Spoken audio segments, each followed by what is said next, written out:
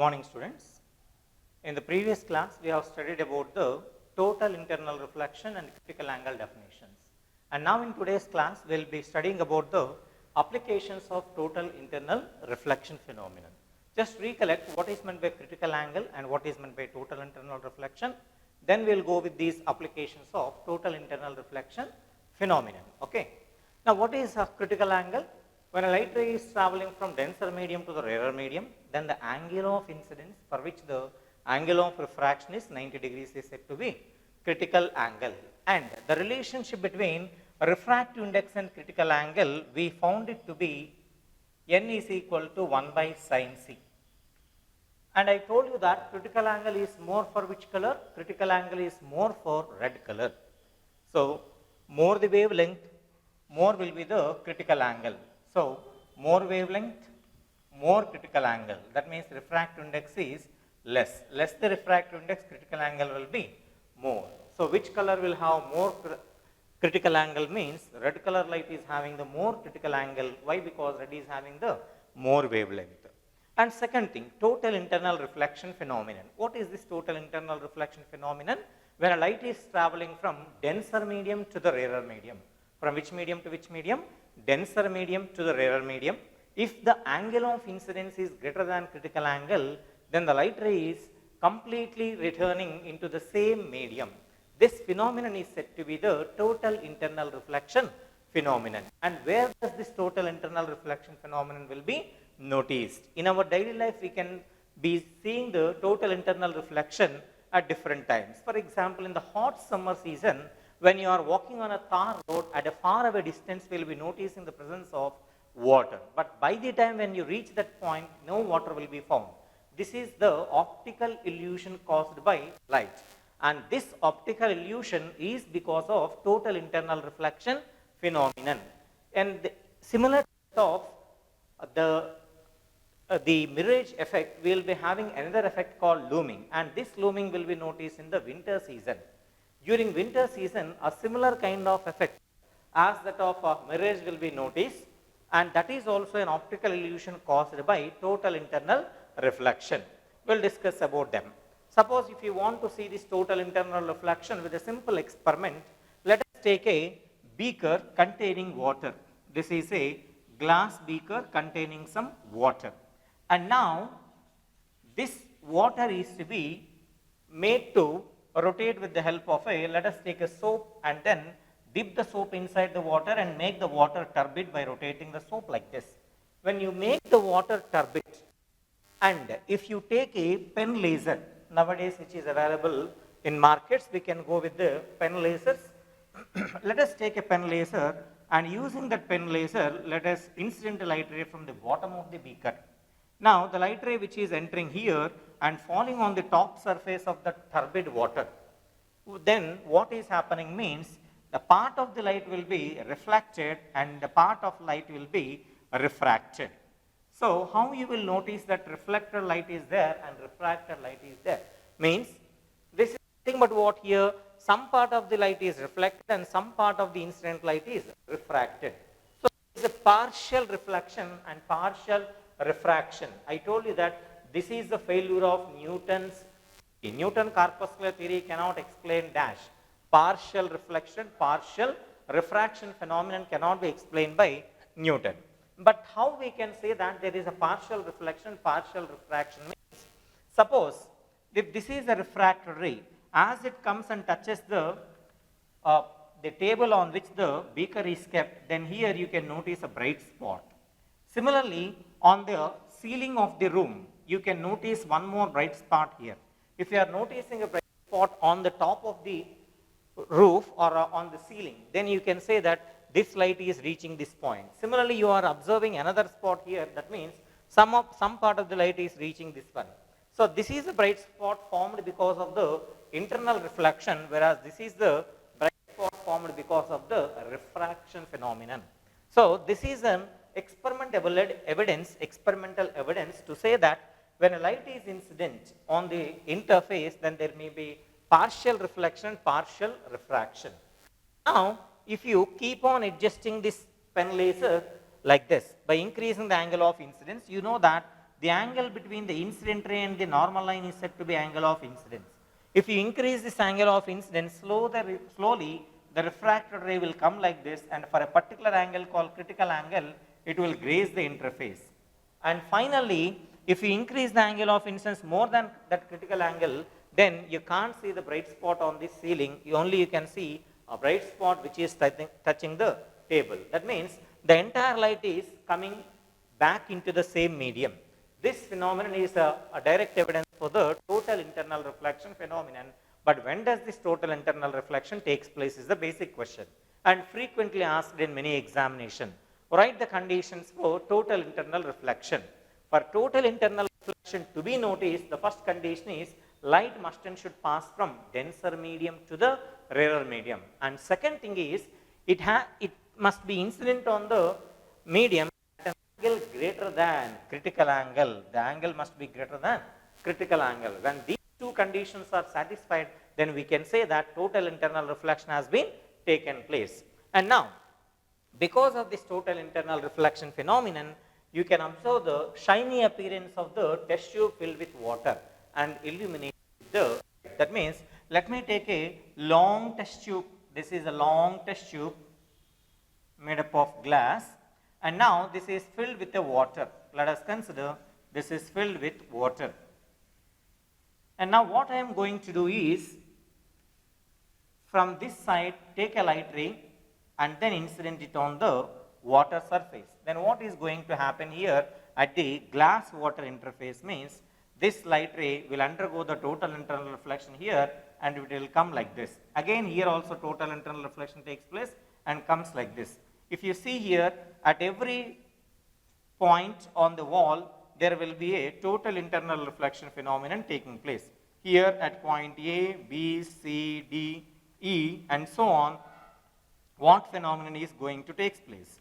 The phenomenon that is going to take place here is total internal reflection. Because of this total internal reflection, the points where the light ray is reflected, at that point it will be shining.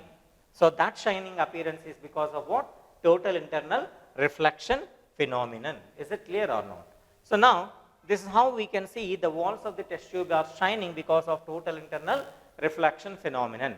Now coming to the mirage and looming, which are the optical illusions caused by the light. Optical illusion means sometimes our own eyes will make us fools.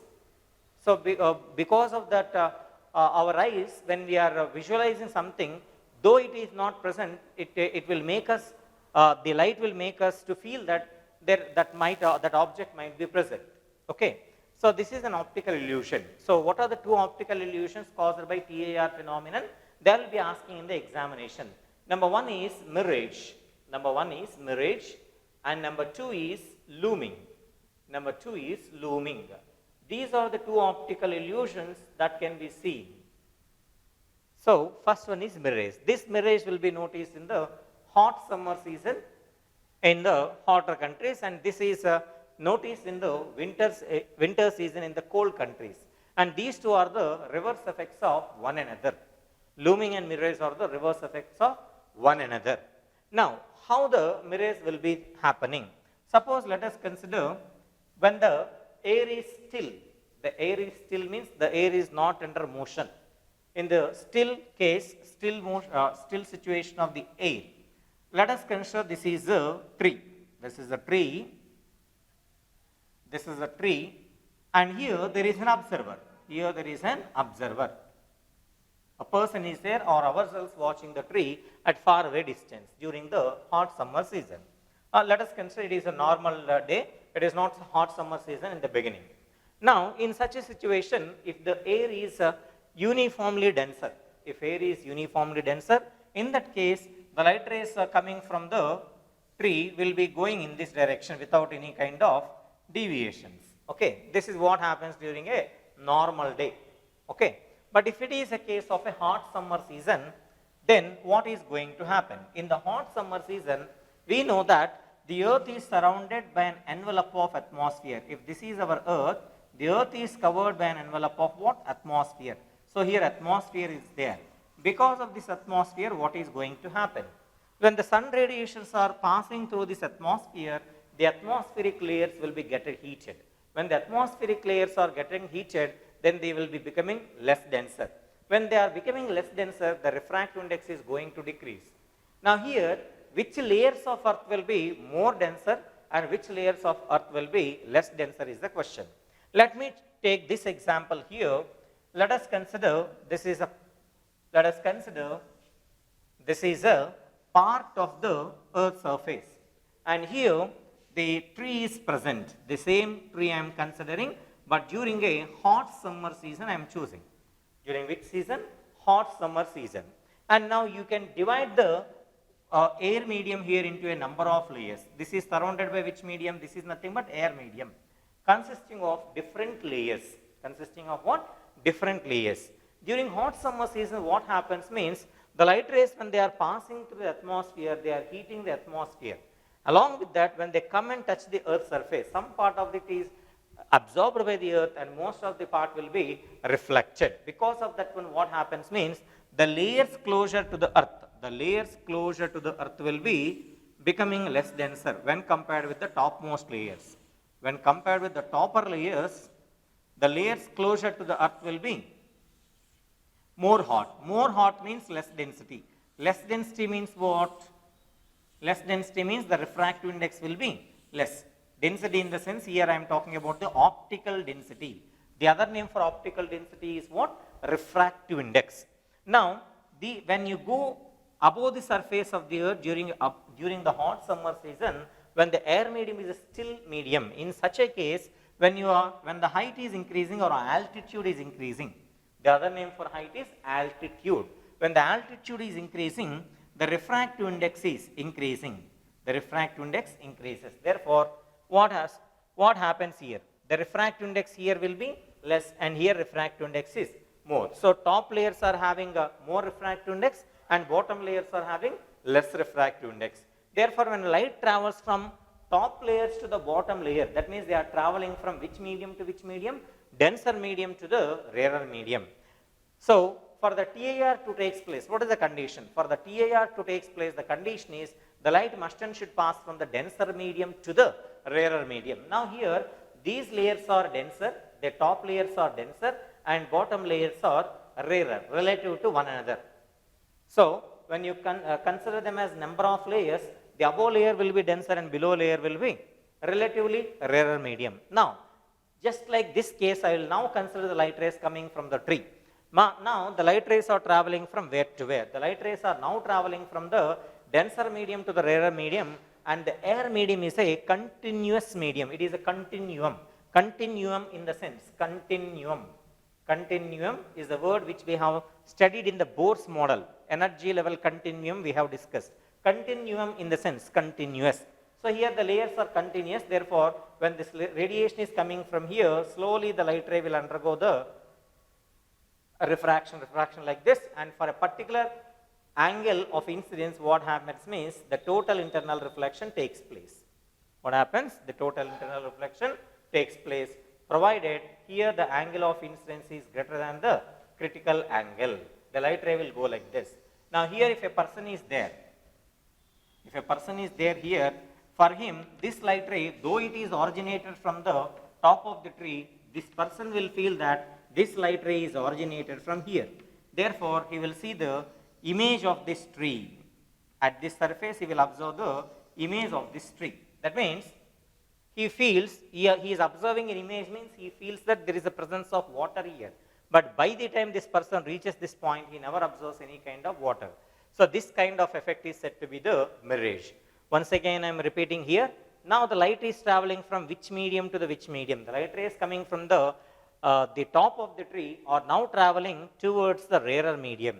As they are traveling from denser medium to the rarer medium, and the angle of incidence is continuously changing, then when it satisfies the condition that I is greater than C, that light ray will undergo the total internal reflection and reaches the observer's eye. When it reaches the observer's eye, though the light ray is originated from the top of the tree here, but he feels that it is originated from here.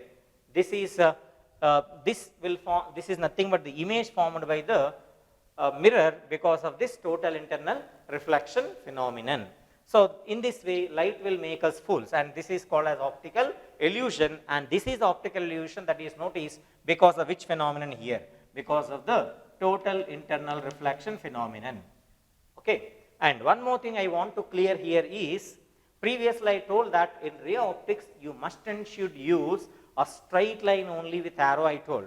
But if you see here, I have drawn a curved line. I have not drawn a straight line, but I have drawn a curved line. Why? Because any two layers if you choose here, side by side layers if you choose, in this, between these two, the light ray is straight only, but next coming layer, again it bends a little. Therefore, it appears to be curved. Okay, is it clear or not?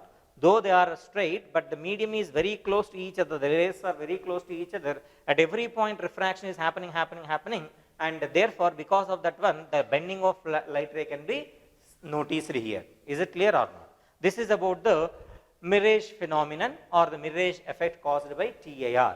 Then what is a similar kind of effect that is noticed during the looming? Before that, I want to specify one more important thing which is useful for your theory questions.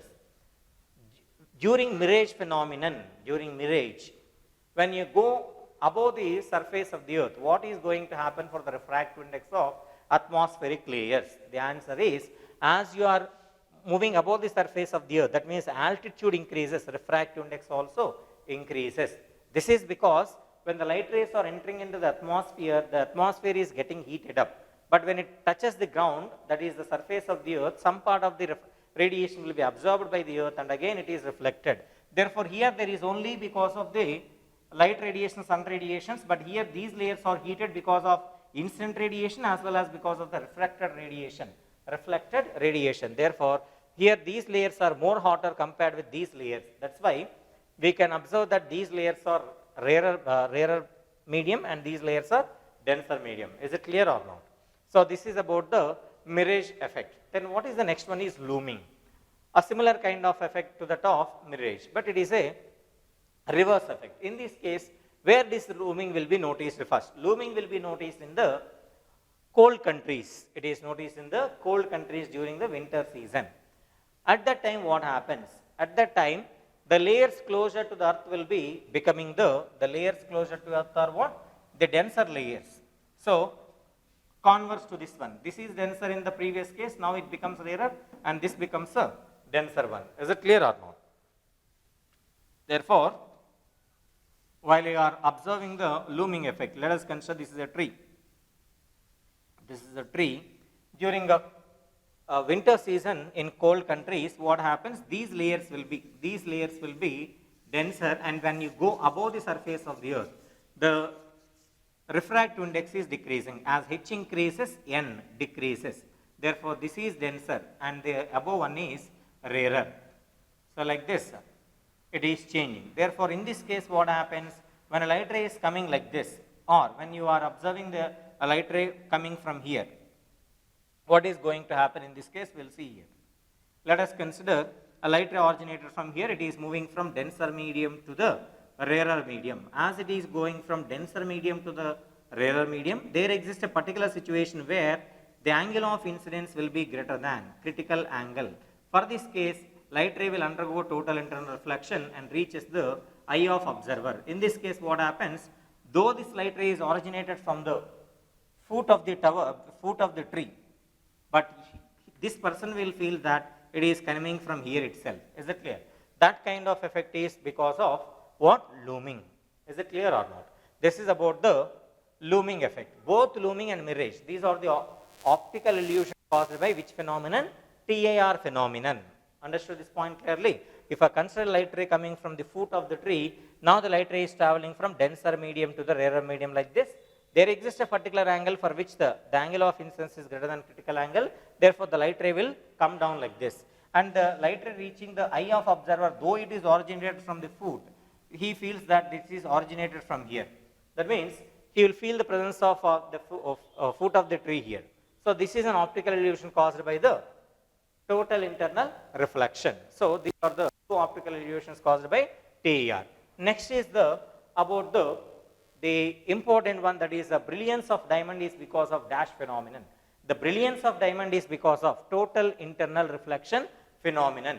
In this case, how total internal reflection is going to take place. Let us consider here there is a properly cut diamond. Properly cut diamond I am choosing. If a diamond is properly cut, it will be more shining. Why it is more shining if it is properly cut? That is the question mark here. Suppose if you consider diamond, for the diamond refractive index is around 2.42. I have told you previously the refractive index of diamond is 2.4 or 2.42. Therefore, the refractive out of all the materials, the optical medium which is having more refractive index will be nothing but for diamond. More the refractive index, critical angle will be less. More refractive index, critical angle will be less. Therefore, out of all optical media, which media is having the less critical angle? Means it is nothing but the diamond. As the critical angle is less for the diamond, even for small angles of incidence also, the light ray inside the diamond will undergo the TAR. Let us consider once the light ray entered into the diamond, once the light ray is made to enter into the diamond. Now, this light ray touching this surface, if this angle, generally most of the angles will be greater than critical angle for the diamond if it is properly cut. Therefore, here it undergoes, as it is traveling from diamond to the air medium, that is from denser to rarer medium, at the surface it undergoes TAR. So, it will come like this. Again, here also this angle will be more than critical angle, it comes like this. So, here also this angle will be more than critical angle and it comes like this. Therefore, what happens at every face of the diamond, once the light entered into the diamond, at every face the TAR takes place and the diamond appears to be shining or glittering. This shiny appearance of diamond is because of the total internal reflection phenomenon. Why total internal reflection takes place easily with the case of diamond means, in the case of diamond, the refractive index is more, therefore critical angle is less. Therefore, even for small angles of incidence also, TAR takes place inside the diamond. That's why inside the diamond a multiple reflection will be there. Because of the multiple reflections, the diamond appears to be glittering. Okay, about the total internal reflection phenomenon. And next, you can also notice total internal reflection, the reflecting kind of prisms. TAR prisms we can call them, or the Poro prisms, TIR prisms, total internally reflecting prisms we will call them. How those total internal reflection prisms will work, we will see here. Along with that, the most important application based on this total internal reflection phenomenon is nothing but the optical fiber. Optical fiber is a device which is going to work on the total internal reflection phenomenon. So, we will go with those two things. One is what?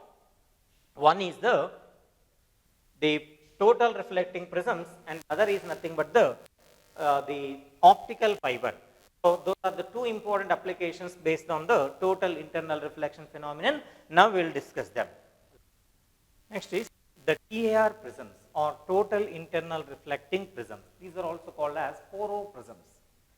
So, these are the prisms which are working on the principle of total internal reflection. Why does these prisms will be helpful means, we know that in the case of mirrors there will be a reflection phenomenon. So, using the mirrors we can get the image by reflection. Even using the prisms also we will get the image by reflection. But the advantage in this case is, if you use a plain mirror, there will be some loss of energy in the reflected rays, because at the time of reflection some of the energy will be lost. Because of that one, the clarity of the image formed by the reflected rays will be less. But if I use the TAR prisms in the place of mirrors, the function of the TAR prism is just like the case of an ordinary prism. The only thing is, here in this case of prisms, there will be no loss of energy. Therefore, the image formed by these prisms will be having more clarity or more intensity compared with that ordinary case of mirrors. That we will study here. Let me tell what is a TAR prism. By definition, we will see first. The definition for TAR prism will be like this. First, I will draw the diagram, and from the diagram, let us see what is a TAR prism or a Poro prism. Now, I am drawing a diagram here. So, what kind of diagram it is? It is a dashed triangle, you tell me first. It is a dashed triangle. Here, what angle is there? Here 90 degrees angle is there, therefore it is a right angle triangle, yes or no? Now I am choosing ABC is a right angle triangle. Let us consider this is the principal section of the prism. Now ABC is the principal section of the prism and it is a right angled prism here. Now I will take one more thing here. Now what these two lines are going to say? These two lines are going to say that AB is equal to BC. That means this is which triangle now? If two sides are equal in a triangle, then the triangle is said to be isosceles triangle. Now completely, first I told that it is a right angle one. Now I told that these two are same sides, that means the sides are equal, therefore it is isosceles. Therefore, if you club both of them, you will get the definition for the TAR prisms. Then what is the definition for TAR prism or the Porro prism? It is nothing but what? A right angled isosceles prism. A right angled isosceles prism is nothing but a TAR prism or the Porro prism. What is a Porro prism or a TAR prism? A right angled isosceles prism is said to be the Porro prism or a prism which will work on the TAR principle. For what purpose these TAR prisms will be mainly useful means for bending the light rays either by 90 degrees or for bending the light rays by 180 degrees.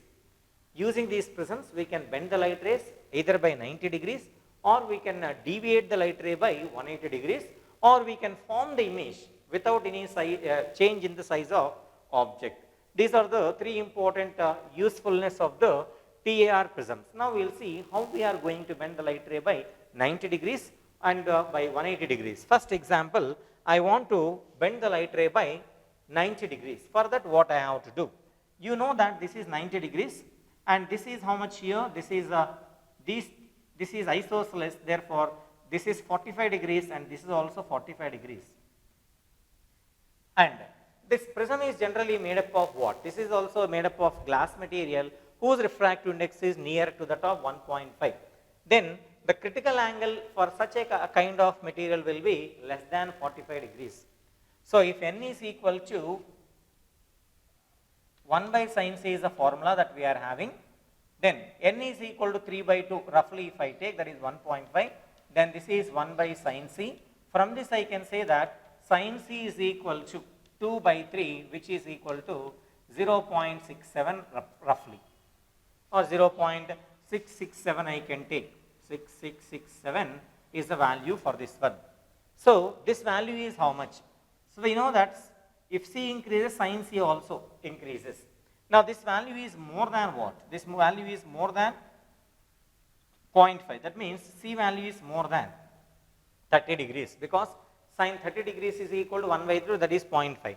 But sin 45 is how much? Sin 45 is 1 by root 2. 1 by root 2 value is 0.707. Sin, if I take sin 45 value, sin 45 degrees is equal to 1 by root 2 whose value is root 2 by 2 which is equal to, multiplying this with root 2 and dividing with root 2 I can get like this. Now this is equal to 1.414 divided by 2 which is equal to 0.707. Therefore, this value of 0.6667 is less than 0.7070. Therefore, this critical angle will be less than 45 degrees. For this prism, the critical angle will be less than 45 degrees. Therefore, if the angle of incidence is more than that value or less than 45, it undergoes the TAR phenomenon here. Now let me choose the light ray which is incident like this. How the light ray is incident here? The light ray is incident normally. For normal incidence, the light ray travels without any deviation because for normal incidence I is equal to 0 and R is equal to 0, Snell's law is not valid. Now at this point, let me draw the normal. This will be the normal line here.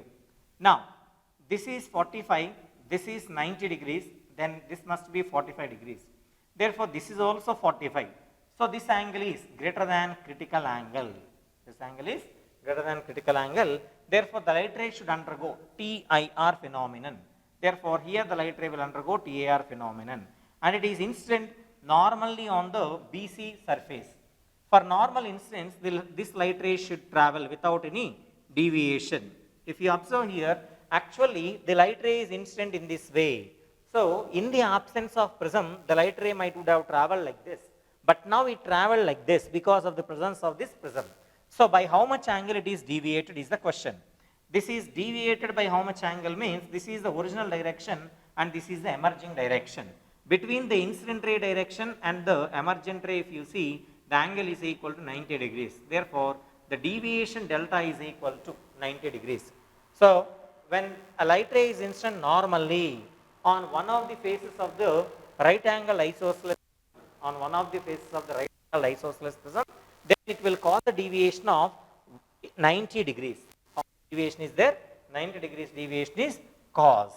Now, I will go with the case where you will have a deviation of 180 degrees. Now, for that, let me choose the diagram like this. This is the right angled poroprism I am choosing. This is a right angle isosceles prism. Right angle isosceles prism I am choosing. Okay. Let me draw it once again. This is a prism which is isosceles as well as right angle. Now, this angle will be 90 degrees. This side and this side are of same length. Now, what is going to happen? Now, let me take a light ray which is incident on the hypotenuse normally. For normal incidence, light ray travels without any deviation. Therefore, the incident light ray travels undeviated up to here. But here you see, this being 90, this is 45 you know, this is 45 you know, because it is isosceles right angle prism. So, these angles must be same. Now, here this angle is 90 degrees. Therefore, this angle must be 45 degrees. So, at this point, you draw the normal line. This is a normal line and this angle is 45, which is greater than critical angle. Therefore, this light ray must and should undergo TAR here and it falls on the other side of the isosceles triangle. Now, again here at this point you need to draw the normal line. If you see here, this is how much? 90. This is 45 means this is also 45. Therefore, this is also 45 and this is 45. Therefore, this must be 45 and this is also 45. Therefore, again it should undergo the total internal reflection as this angle is greater than critical angle. And now, the light ray will emerge in this way. This light ray is emerging like this. It is emerging out like this. So, if you see here, this light ray is going parallel to the incident light ray direction, but deviated by how much angle? Actually, this is the incident ray direction, but it is going like this. That means it is turned by how much angle? It is turned by 180 degrees. Therefore, here deviation delta is equal to 180 degrees. So, here using this poroprism, we bent the light ray by 90 degrees, but here using this prism, we bent the light ray by 180 degrees. So, sometimes we can bend the light ray by 90 degrees and some other times we will bend the light ray by 180 degrees using the TAR prisms. And the next one is, without any change in the size, we want to get the image. In that case, how this total internal reflector prism is going to helpful. That we will see here. Let me draw the diagram for that TAR prism once again. I will be drawing that prism in this way. Let me choose, this is the TIR prism, where this angle is equal to 90 degrees. And now, let me choose the light ray here. One light ray I will choose like this. This light ray, when it falls here on one of the interface, here I have to draw the normal line. Let me draw, this is the normal line. And this light ray will, as it is traveling from air medium to the prism material. So, prism is having more refractive index than air. Therefore, light is traveling from rarer medium to the denser medium. Therefore, it should bend towards the normal. Because of that, this will come like this. It will come like this. I will choose one more light ray below it. Just for your clarity only, I am drawing the light rays with different colors. Actually, both of them are of same color. Now, again here also you draw a normal line. Draw a normal line. Again, the light ray is traveling from rarer to denser medium. It should bend towards the normal. Therefore, it will come like this. Now, again at this point, I have to draw a normal. As this angle is more than critical angle, it should undergo the TAR phenomenon, and this will go in this way. It will go like this. And here, this light ray, at this point I have to draw the normal line. This angle is more than critical angle and it will go in this way, undergoing TAR phenomenon. So, Now, again it has to come out from this side and here it has to come out here. As it is traveling from denser to rarer, it should bend away from the normal and it comes like this. Whereas this light ray will go like this. If you see here, let me take, this is you, your head is this, and these are your feet. The light ray coming from the head is coming here. Therefore, this is the formation of your head. And this is, this yellow color is carrying the image of your foot. Therefore, this is your foot. So, what happened here? Just the image is inverted, but the size is not altered. So, using this kind of prisms, that is TAR prisms, we can invert the image without any change in the size of the object. So, for inversion of images without any change in the size of the object, deviating the light ray either by 1 degrees or for deviating the light ray by 180 degrees, we can go with this TAR prisms. And where does this TAR prisms will be useful? These TAR prisms will be useful in the case of prism binoculars or some other periscopes like that. We can use this TAR prisms. Sometimes you will be seeing kaleidoscopes. In all those cases, we can use this TAR prisms. Let us consider there is a tube like this. There is a tube in this way. And now here I will use one prism and here I will use one more prism. This is one prism, let us consider, and this one more prism you consider. Now you see here a light ray carrying the this is the light ray which is coming from the object, carrying the information of the object. When it falls here, it undergoes TAR and comes like this. It is bent by how much? 90 degrees. Again it falls here and it is bent like this. So from this side we can see the image of this object. So in this way, in different type of optical instruments, we can use the TAR prisms. What is the advantage of this TAR prism means? Here I have used it for reflecting the light ray. I can also use a mirror in the place of prism. But how does this prism is more useful than a mirror is the question here. When I use a mirror, what happens means, along with the reflection, some of the energy of the light ray will be wasted here. So therefore, the clarity of image will be less. But if I use a TAR prism, as the light ray is completely reflected, so there is no loss of energy in this case. Therefore, the image intensity will be more. That is the advantage of TAR prism over the ordinary mirrors. And next is about the optical fibers. What is the next one? Optical fibers. Optical fibers. Okay. Next is about the optical fibers. Where you have seen these optical fibers? My first question is, have you seen these optical fibers anywhere? So you might would have seen these optical fibers. Almost every one of us who are listening to the videos have seen the optical fibers. Where you have seen, just recollect where you have seen these optical fibers. These optical fibers are the materials which can be seen many times by us, especially in your decorative items. So in the markets, we can get the optical fibers. The toy type of optical fibers will be seen just at a cost of 20 rupees, and the cost of some of the optical fibers may range up to thousands of rupees. Where you have seen these optical fibers means in the decorative lamps. In decorative lamps means, I think you might have seen an arrangement like this. There will be a tube like this with some cells inside this, and here there will be some wires coming out like this. There will be some wires coming out like this. You might would have seen. So here there is a small button will be there acting like a switch. When you press this button in, what is going to happen? You will observe the light only at the edges of these fibers. Have you seen this kind of arrangement or not? So this is a decorative lamp. We are using these kind of lamps to keep it on their TV stands or some places in our home in order to decorate it. So these decorative type of lamps are made up of what? Optical fiber cables only. So where does this optical fibers will be seen means in many applications we can have the optical fibers.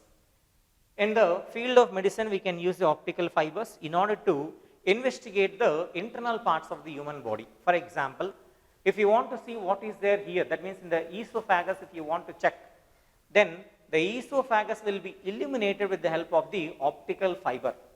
So here, when you see these, the optical fibers, they will be used in the many ways. As I told you, suppose if a dental doctor is there, you want to see the decayed teeth. What he is doing, he will be wearing some glasses. Along with that, he will be taking a torch and he will keep the torch on your decayed teeth. So if it is up to here, okay, he is able to see what is happening, and he can investigate what is the default in your teeth or whatever the infection caused.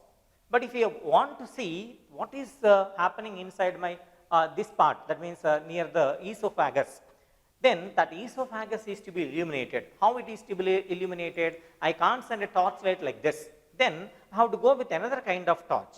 Or the intestine part, if you want to check. If you have heard about the endoscopy, have you heard about the endoscopy or not? In endoscopy, they will send a pipe through your mouth, he will send a pipe inside. And by sending the pipe inside, he will make that inside part of our body to be illuminated with the light.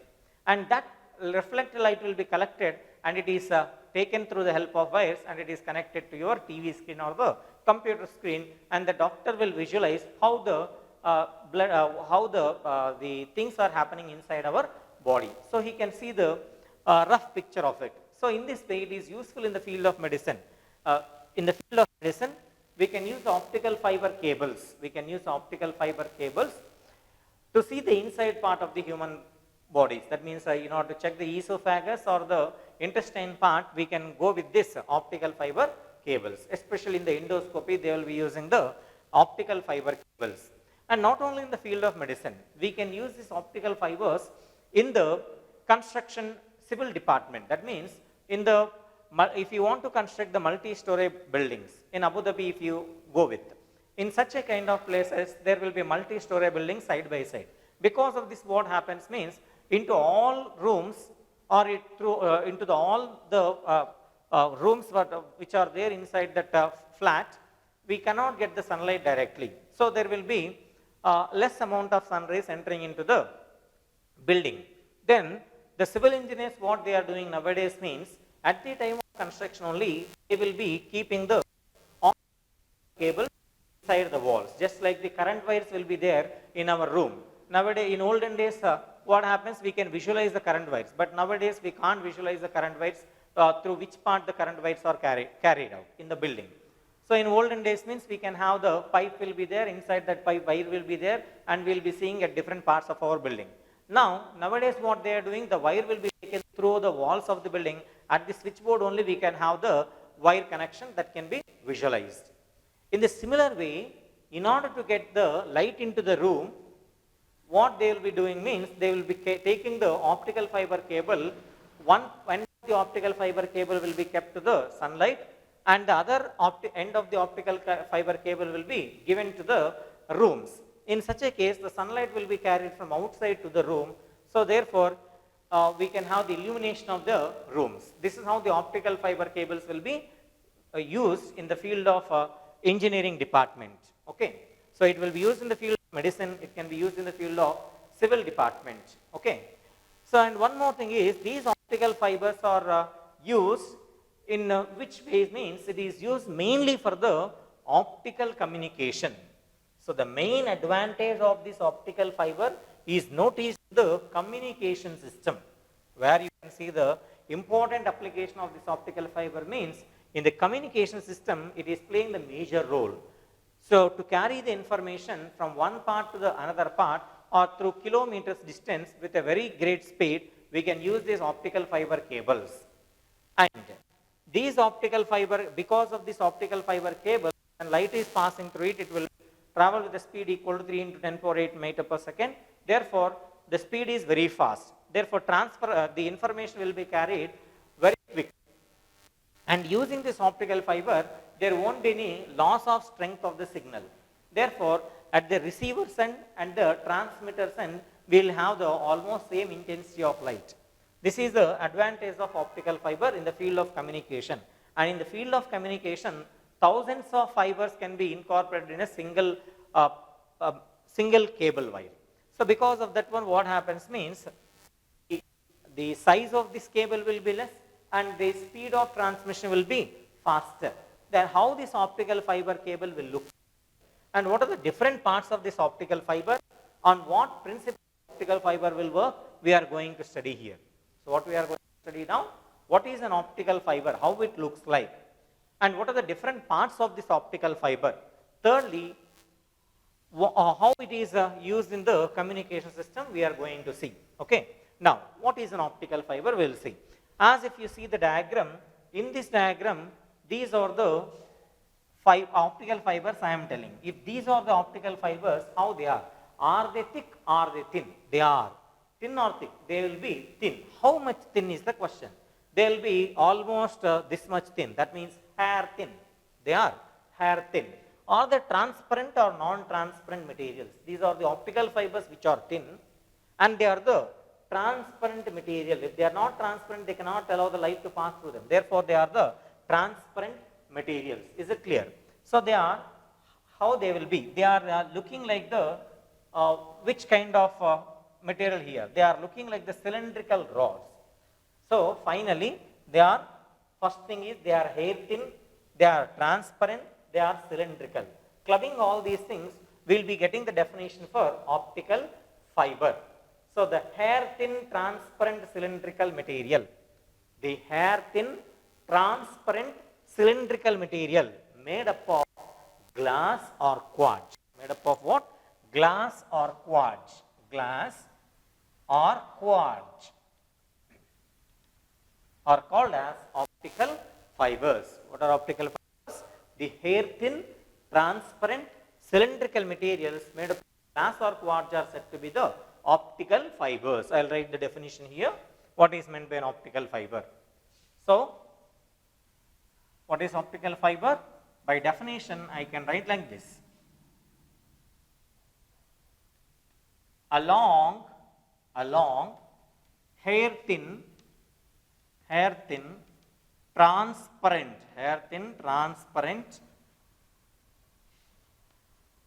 cylindrical material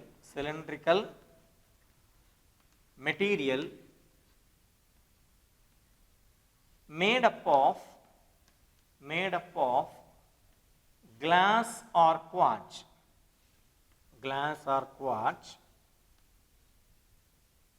Is called optical fiber. Then if it is a optical fiber, it is a device. If it is a device, every device will work on a particular principle. Then what is the principle involved in this optical fiber? The principle involved in this optical fiber is total internal reflection. It works on the principle of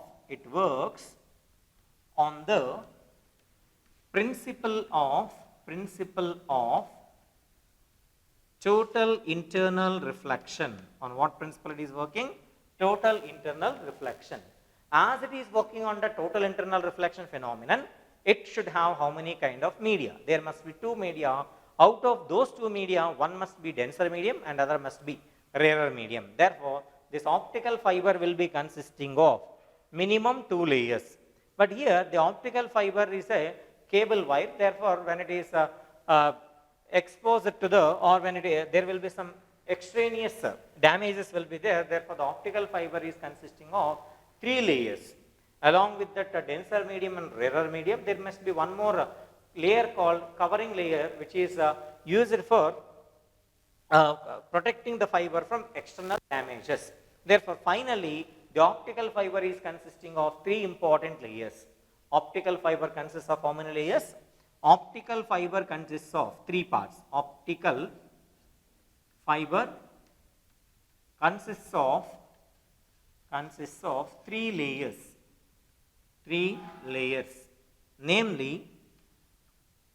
Namely, number one, the core, number two, cladding, and number three, sheath or buffer.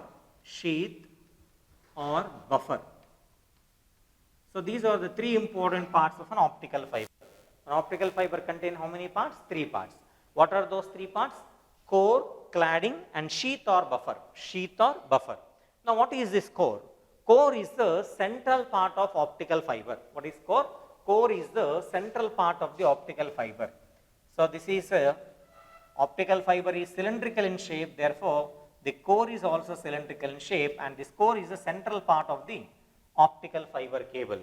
And this core is to be surrounded by what? It is surrounded by another cylindrical material called cladding.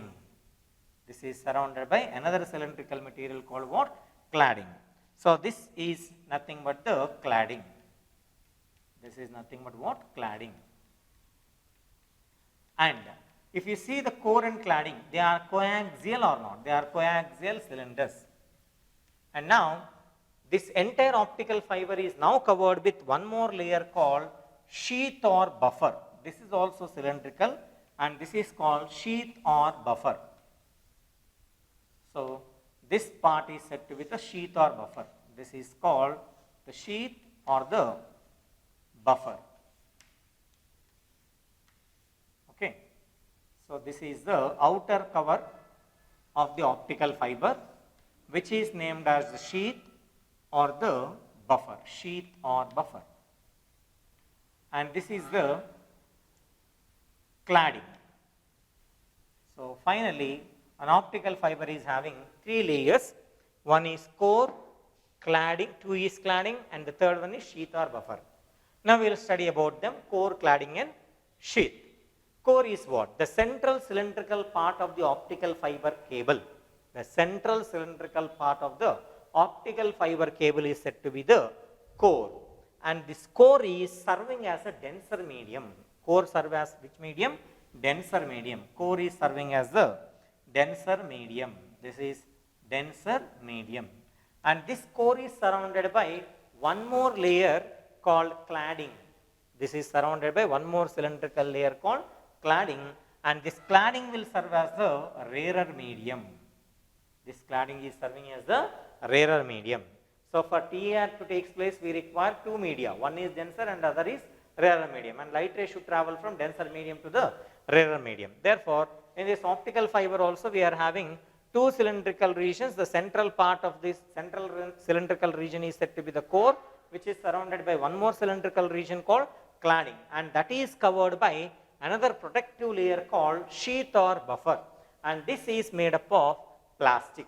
The sheath or buffer is made up of plastic. It is just like the case of your electrical wire. If you see an electrical wire, the current is passing through the copper wire, and that copper wire is to be covered with what? Plastic cover. If not, what happens? Because we will get an external shock, or when it is dragged on the floor, there is a chance for the copper wire to undergo the scratch. In a similar way, in order to protect the optical fiber cable from external damages like friction, we have to cover this one with the sheath or buffer, which is made up of plastic.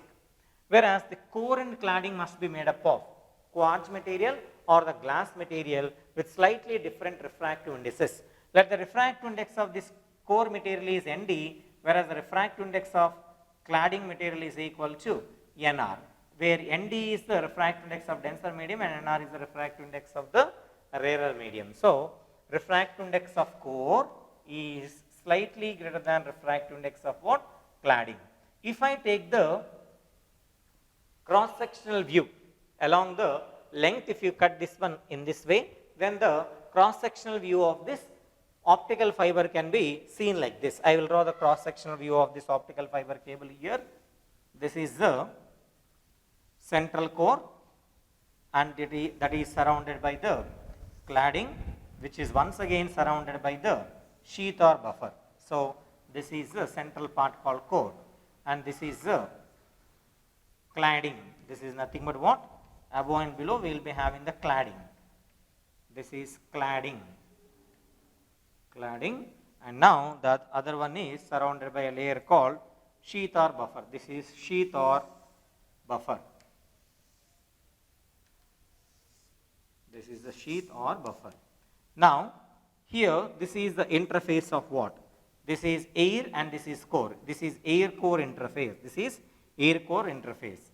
What is this? This is air core interface. This is air medium here. Now along this axial line of the optical fiber cable, what I am doing means a light ray will be incident in this direction. A light ray will be incident like this. This is the incident light ray, which is incident at some angle. will incident the light ray in such a way that it will go and strike the core cladding interface. This is core, this is cladding, and this line refers to the core cladding interface. This is core cladding interface. Now, this light ray, as it is traveling from air to the core, this is rarer, this is denser, it should bend towards the normal. Therefore, instead of going like this, it will go, instead of going like this, it will bend towards the normal. Now, this is acting like normal line. The axial line is acting like the normal line. Now, this light ray will refract towards the core like this, and it is falling on the core cladding interface. At this point, this will be the normal line. This will be the normal line.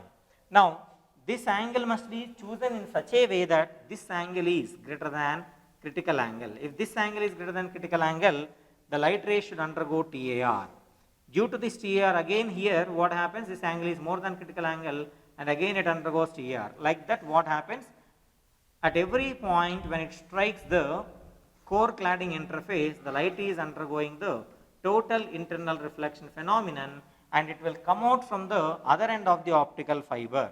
Finally, the optical fiber is going to come only from the other end of the optical fiber. So, there is no refraction that can be noticed here. Can you see the refraction here? There is no refraction. Therefore, because of the optical fiber, there is no energy loss due to refraction. There is no energy loss due to refraction. Hence, almost when if you, as an example, if I consider, if I choose an optical cable wire of 1 kilometer length, then almost 95% of the energy will be transported without any loss. The loss is very less. It is only 5% or even less than 5%. That's why these optical fiber cables will be more advantageous. Okay. If I take 1 kilometer long, only 5% or less than 5% will be reduced. Therefore, almost the input is equal to the output case. So, there is no loss of energy due to refraction while using the optical fiber cable. If you see the cross-sectional view of this optical fiber, a light is incident on the air core interface, and that light ray must be incident in such a way that once the light ray entered into the core material, it will strike the core cladding interface at an angle greater than critical angle. Therefore, it undergoes TAR at points A, B, C, D, and so on. And finally, the light ray will come out only from the other end of the optical fiber cable. This is the working of optical fiber. Is it clear? This is about what? The working of optical fiber. So, this is the construction, this is the working of the optical fiber, which is working on what? TAR principle. And now, for the board point of view, they will be asking, what is an optical fiber? Write a short notes on optical fiber, or write the working principle and construction of optical fiber. So, optical fiber is nothing but what? A long, hair thin, transparent cylindrical material made up of glass or quartz, and it works on its principle, TAR principle. Optical fiber contain how many layers? 3 layers, namely core, cladding, and sheath. Out of the 3 layers, core is the central part of the optical fiber, which is the denser medium, and cladding is a cylindrical material covering the core, which is relatively rarer compared with the core material. And these 2 layers are surrounded by one more layer called as protective layer called as buffer or sheath. And generally, the buffer or sheath is made up of what? The plastic material, whereas the core and cladding is to be made up of glass or the quartz materials. Okay. And in this case, when a light ray is incident on the air core interface at some angle such that the refracted ray inside the core will strike the core cladding interface for an angle greater than critical angle, and it undergoes TAR repeatedly at points A, B, C, D, E, like that. Finally, the light ray will come out only from the other end of the optical fiber cable. This is the working of the optical fiber. Now, my question is, mathematically, for what angles of incidence the light ray will come out from the other end of the optical fiber is the question. For that, I have to go with the critical case. Suppose this angle is equal to critical angle. What happens? This light ray, after falling here, it will go straight away like this. Okay. Now, here, I will apply the Snell's law. What I am going to do here? I will apply the Snell's law here and here. I will draw a little clearly here in order to get the angles for which the light ray will come out from the other end of the optical fiber. I am drawing the diagram once again here. Let us consider this is cladding, This is cladding whose refractive index is N clad, and this is core whose refractive index is N core. N core is greater than N cladding. Now this is the air medium here. Now see here, a light is instant at an angle called launching angle, IL I will consider. For this angle, the light ray is travelling from rarer to denser, therefore it should bend towards the normal. It is bending towards the normal. Let me choose this angle is equal to critical angle. This light ray will go like this. Therefore, this angle is equal to 90 degrees. Okay. Now, according to the Snell's law, at this point, if I apply Snell's law, what I am going to get? Applying Snell's law at point A and at point B. Let me take this as angle of refraction R. Applying Snell's law at A. Applying Snell's law at A, that is air core interface. 1 into sin IL, here refractive index is air, whose refractive index is 1. For air, refractive index is 1.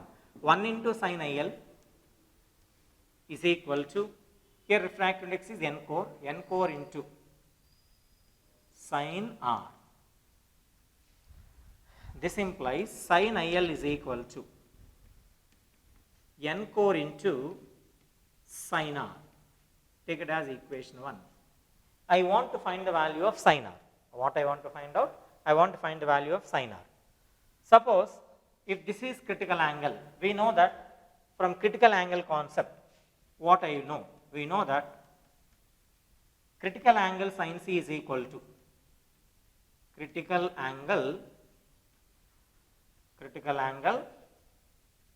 sin C is equal to refractive index of rarer medium divided by refractive index of denser medium. So I am calculating the critical angle at which point? I am calculating the critical angle at this point. Here rarer medium is this, denser medium is this. Therefore I can write it as N cladding divided by N core. Okay. N cladding divided by N core. I got sin C, but here I want what? Sin R I want. If you see the triangle, this is a right angle triangle. As this is a right angle triangle, R plus C plus this is 90 degrees. So this is 90, then the sum of these two angles must be 90. So R plus C is equal to 90, or R is equal to 90 minus C. R is equal to what? 90 minus C is the value we are having. Therefore, what I can say finally?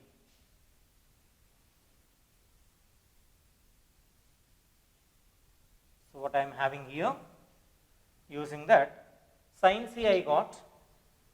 Now, from that triangle, what I can say here, let us consider this is equal to C.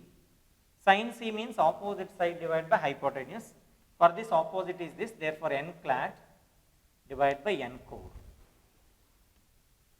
So from this triangle, sin C is equal to opposite side divided by hypotenuse.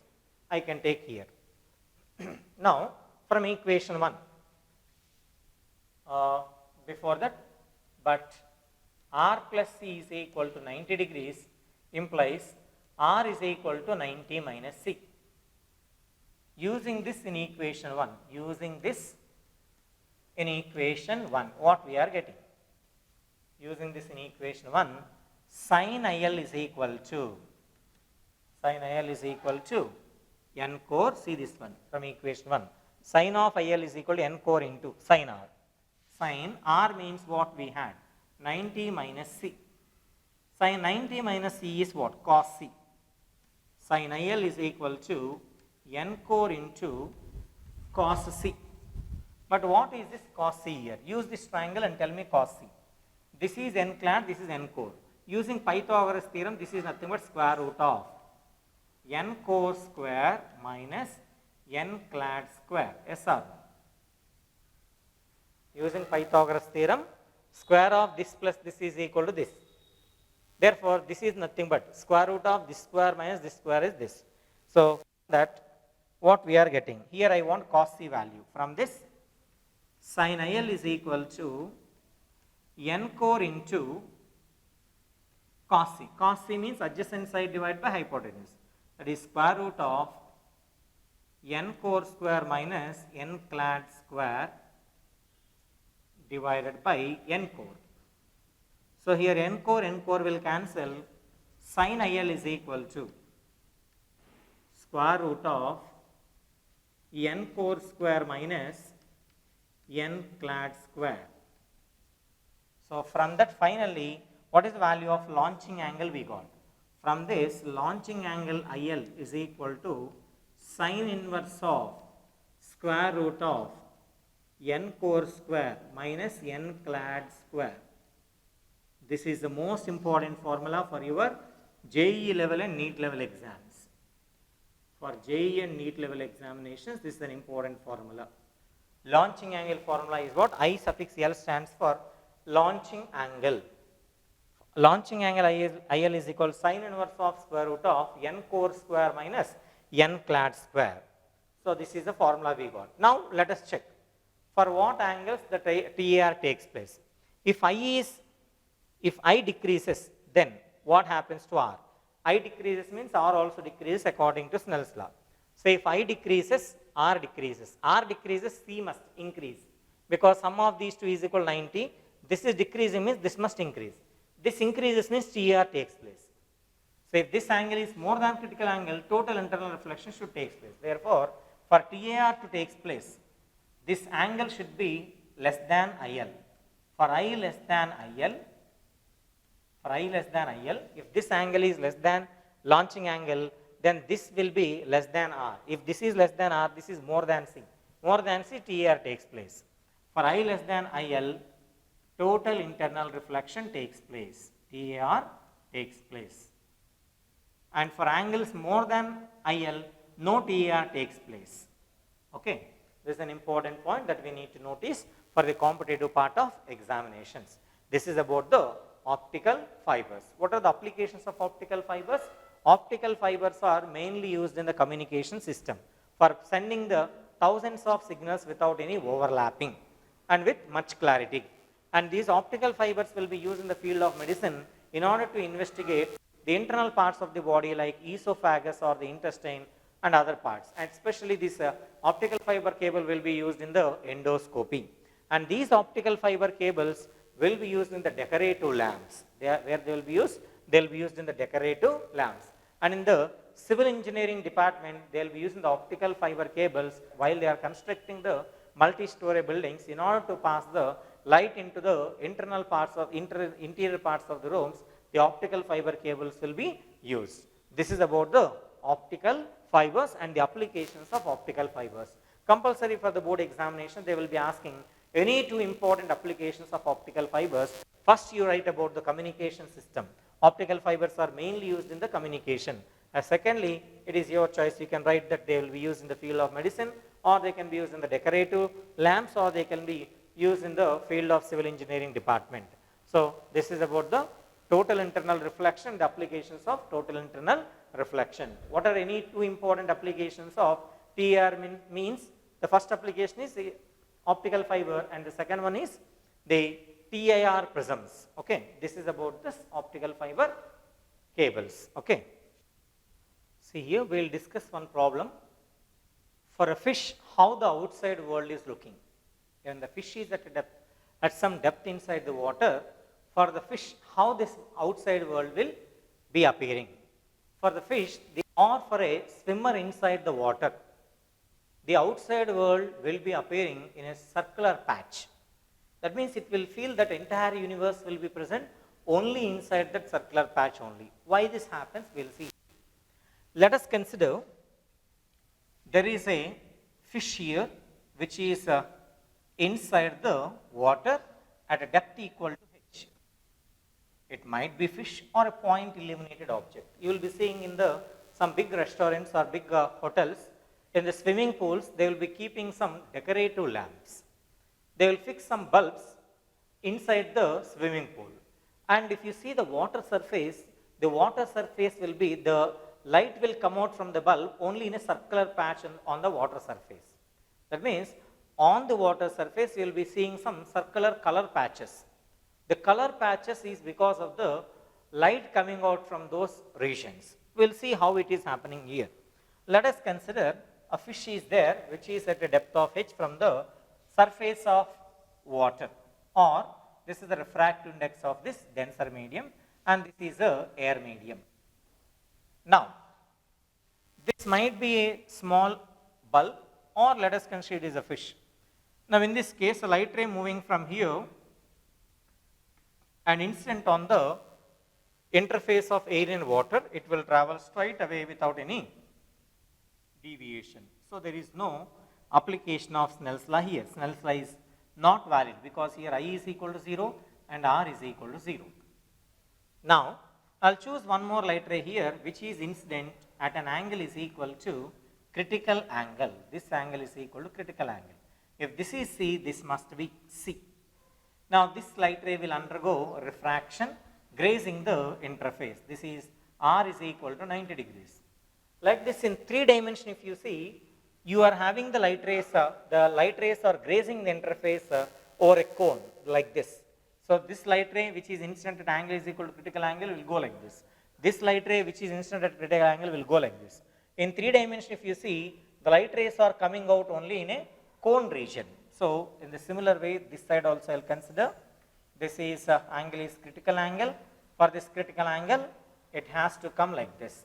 In 3 dimensional view, if you see, at the top, you will have a cross section called a circular cross section. So, you will be having a circular patch like this.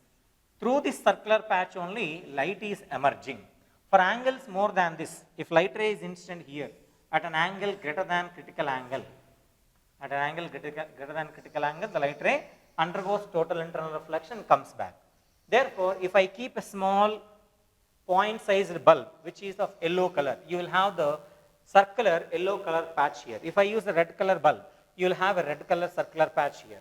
Now, for the fish, the objects inside this region will be seen and the object here cannot be noticed by the fish.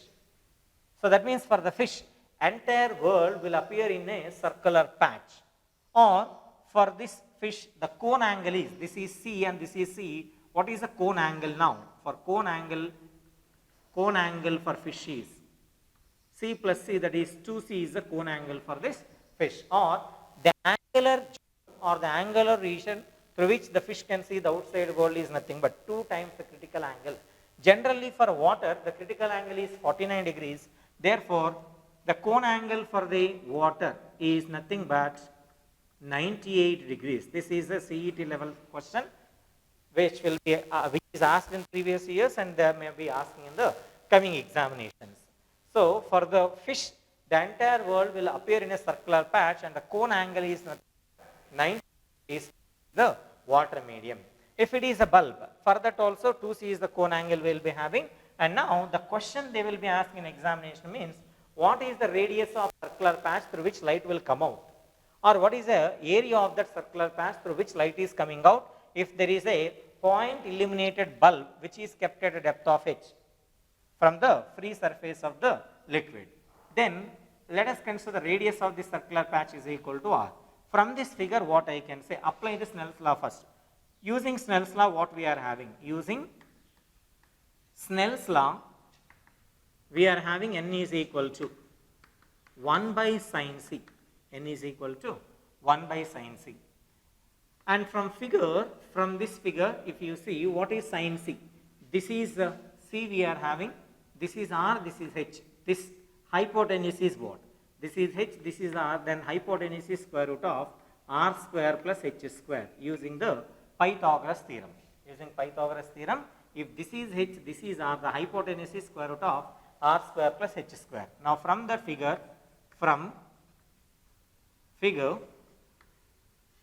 sin c is equal to opposite side divided by hypotenuse. Opposite side divided by hypotenuse. This implies sin c is equal to, what is opposite side here? Opposite side for c is r. R divided by hypotenuse is what? Square root of r square plus h square. Square root of r square plus h square. Take it as equation 2. Now, equation 1 is there and equation 2 is there. I want sin c value in equation 1 and that is obtained in equation 2. Now substitute equation 2 in equation 1. Then what we are having? Substituting equation 2 in equation 1. What we are getting? N is equal to 1 by sin c. Sin c is there, which is equal to r divided by square root of r square plus h square. Therefore, 1 by sin c is reciprocating this, we will get. Therefore, 1 by sin c is square root of r square plus h square divided by r. Now, squaring on both sides, we have, so if you square this one on either side, this is n square, that is equal to square root of r square plus h square divided by r square. Now this implies, bring this to this side, then n square into r square is equal to square root and square will cancel, therefore r square plus h square is remained. Now bring this r square to this side, then n square r square minus r square is equal to h square. From this one, taking r square common, then n square minus 1 into r square is equal to h square. From this one, I will get the radius. From this one, r square is equal to what? R square is equal to, bring this to this side. Then you will be having h square divided by n square minus 1. Okay. From this, what is r is equal to? Bring this square to this side. Then you will be having square root of h square divided by n square minus 1. From this one, r is equal to square root and square will cancel, h is remain, h divided by square root of n square minus 1. So this is the formula for calculation of radius of circular patch. Once radius is known, we can find out the area of circular patch, because area of circle is nothing but pi r square. Therefore, area of circular patch A is equal to what? Pi into r square. That implies area of circular patch A is equal to pi into r square term is this. Therefore, substituting here h square divided by r square means n square minus 1. So, no need to remember the formula for area. Why? Because we know A is equal to pi r square for circle. It is enough to remember the radius formula. So, when a point illuminated object is there at a depth equal to h from the free surface of the liquid whose refractive index is n, then the radius of circular patch is given by the formula r is equal to h divided by square root of n square minus 1. This is the formula you have to use only in the competitive part of examination. In board examination, if they ask a problem based on this, first you have to derive this formula and then only we have to substitute. If you directly use this formula in board exam, they won't give you the full marks. So for competitive exams like CET, NEET and JEE exams, this formula is one of the most important formula. So without solving this entire thing, if you remember this formula directly, we can find the answer within 1 or 2 steps.